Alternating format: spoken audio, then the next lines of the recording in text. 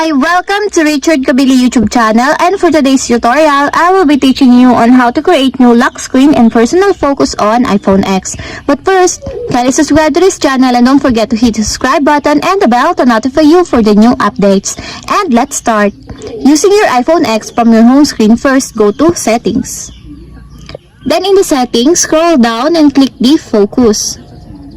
Then in the Focus, choose the Personal. Then in the personal focus, go to customize screen section, then choose this one. Then after that, click the create a new lock screen.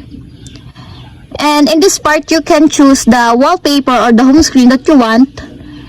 For example, if you want to select this one, just click and click add located on the upper corner of the screen. And then a pop-up will appear, then click the set as wallpaper pair. And that's it. We have successfully created new lock screen and personal focus on iPhone X. If you have a question, can you comment down below, and don't forget to hit the subscribe button and the bell to notify you for the new updates. And thank you for watching.